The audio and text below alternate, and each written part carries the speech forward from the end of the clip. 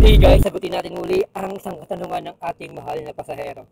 Ayan, kanyang katanungan is, pagpasay po ba ito Cabanatuan is dumadaan siya ng San Isidro?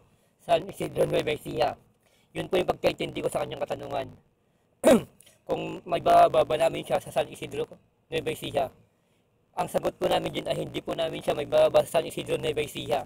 Pero, mayroon pong isang option. Pwede po kayo sumakay ng Pasay to Cabanatuan na Baya Bulacan, then baba po kayo ng Gapan.